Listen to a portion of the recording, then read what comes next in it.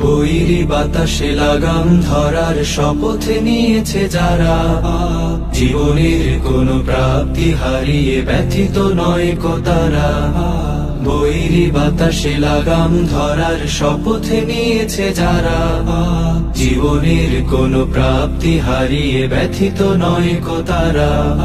যারা শুধু চায় রবের ভক্তি, পথে চলার অসীম শক্তি, প্রতিদান তার প্রভুর কাছে তো সুখের নহর ধারা।